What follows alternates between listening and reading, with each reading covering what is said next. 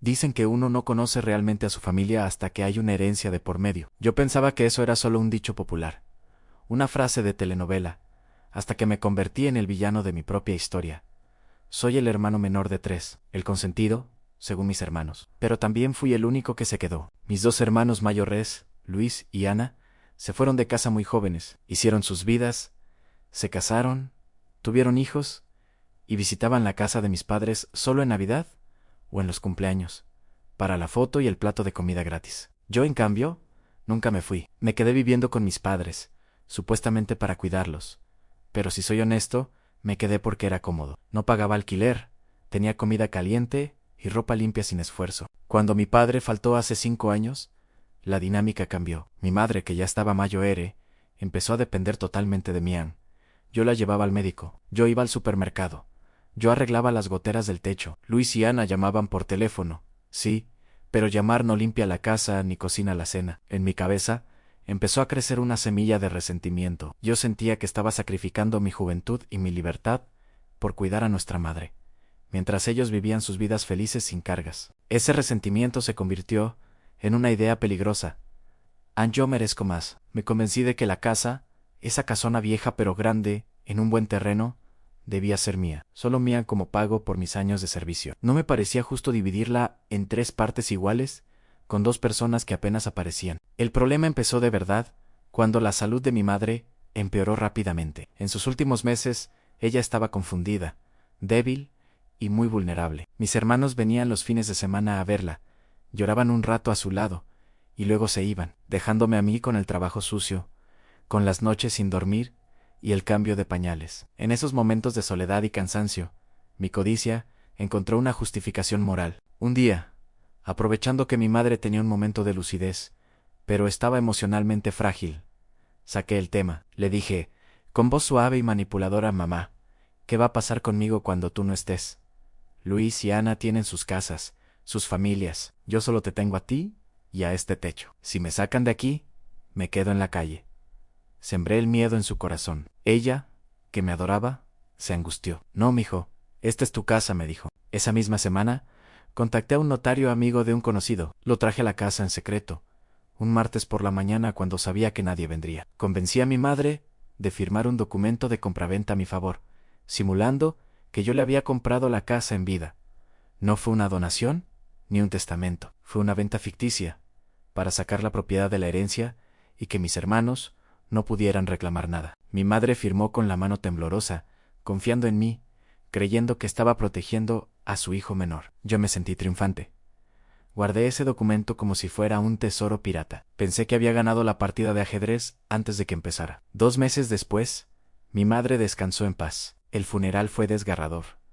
Luis y Ana lloraban desconsolados. Yo también lloraba, pero mis lágrimas estaban mezcladas con los nervios de lo que estaba por venir. Sabía que la bomba iba a estallar pronto. Después del novenario, mis hermanos convocaron a una reunión familiar en la sala de la casa. Querían hablar de los papeles. Luis, con tono conciliador, dijo: bueno, hay que ver lo de la sucesión, vender la casa, dividir el dinero en 3 partes iguales y que cada uno siga su camino. Por supuesto, le daremos un tiempo al hermano menor para que se mude. Ese fue mi momento. Me levanté de la silla, saqué la carpeta y la puse sobre la mesa. No hay nada que dividir, les dije con frialdad.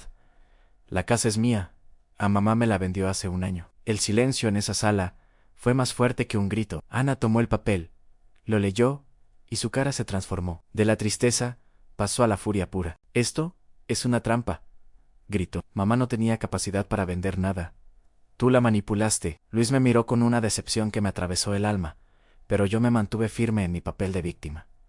Yo la cuidé hasta el último día. Ustedes la abandonaron. Esto es lo justo, les respondí. La guerra estalló. Mis hermanos, que siempre habían sido pacíficos, contrataron abogados. Me demandaron por fraude, por simulación de venta y por abuso de confianza. Lo que debió ser un duelo familiar se convirtió en una batalla campal en los tribunales. Dejamos de ser hermanos y nos convertimos en demandante y demandado. Yo estaba confiado. Ann tenía el papel firmado, pero no conté con algo. Ann, la justicia es lenta y costosa. Mis ahorros se fueron en pagarle a mi abogado para defender la mentira. La casa, que era el premio gordo, se empezó a deteriorar porque yo no tenía dinero para mantenerla y, como estaba en litigio legal, no podía venderla ni alquilarla. Viví 2 años atrincherado en esa casa, como un ocupante ilegal. Mis hermanos me cortaron la palabra. No me invitaron a la boda de mi sobrina. Me borraron de sus vidas. En Navidad, estaba solo en esa sala gigante llena de recuerdos, comiendo un sándwich, rodeado de fantasmas. Empecé a sentir el peso de la casa. Ya no era un hogar, era una prisión de ladrillo. El juicio fue brutal. El abogado de mis hermanos llamó a declarar a los médicos de mi madre, quienes testificaron que, en la fecha de la supuesta venta, ella no estaba en plenas facultades mentales para hacer un negocio de esa magnitud. También demostraron que yo no tenía el dinero para comprar la casa, probando que la venta fue simulada. El juez falló en mi contra. Declaró nula la venta. La casa volvía a ser parte de la herencia para dividirse entre los tres. Pero el golpe final no fue ese. El juez me condenó a pagar las costas del juicio y una indemnización a mis hermanos por haber actuado de mala fe. Lo perdí todo. La casa se tuvo que vender en un remate judicial por un precio ridículo, mucho menos de lo que valía, para pagar las deudas legales. Del dinero que sobró, mi parte fue embargada para pagarle a mis hermanos lo que el juez ordenó. El día que tuve que entregar las llaves fue el peor de mi vida. Vi a Luis y Ana en la puerta. Esperaba que se burlaran de mí, que me insultaran, pero no lo hicieron. Simplemente me ignoraron. Pasaron por mi lado como si yo fuera invisible, como si fuera un mueble viejo que sacan a la basura. Ana le dijo al nuevo dueño, en gracias por comprarla. Ojalá usted sí llene esta casa de amor, porque aquí solo hubo egoísmo. Esa frase me dolió más que la sentencia del juez. Me fui con una maleta de ropa y una caja de cartón. Sin casa, sin dinero. Y lo más grave, sin familia. Hoy vivo en una habitación alquilada. Tengo 40 años y estoy empezando de cero. A veces veo fotos de mis sobrinos en redes sociales, veo que hacen asado los domingos, que están unidos y yo no estoy ahí. Soy el tío innombrable. El tío que intentó robarse la herencia. Lo más irónico es que, si hubiera aceptado dividir la herencia en 3 partes desde el principio, hoy tendría un buen dinero en el banco, y seguiría teniendo hermanos a quienes llamar cuando me siento solo. Pero la codicia me cegó. Creí que merecer era lo mismo que tener derecho. Confundí el amor filial con un contrato laboral. Cuidar a nuestros padres es un honor, no una inversión para cobrar después. Ahora paso mis días pensando en esa casa vacía. Peleé tanto por ella que terminé destruyendo los cimientos de mi propia vida. Las paredes no abrazan. El dinero no contesta el teléfono cuando estás enfermo. Me quedé con mi orgullo, sí, pero el orgullo es un plato frío que no llena el vacío del alma. Si estás pasando por una situación de herencia, si estás mirando con envidia lo que le toca a tu hermano, si estás pensando en jugar sucio para quedarte con un poco más, detente, por favor detente. Ninguna propiedad, por grande o cara que sea, vale la pena perder la sangre. Cuando tus padres se van, tus hermanos son el único vínculo que te queda con tu pasado. No lo rompas por unos metros cuadrados de cemento. Yo gané una batalla legal en mi cabeza, pero perdí la guerra de la vida. Hoy daría cualquier cosa, daría esa maldita casa 1000 veces, solo por volver a tener una cena de Navidad con ellos. Pero hay puertas que, una vez que se cierran con llave y candado, no se vuelven a abrir nunca más.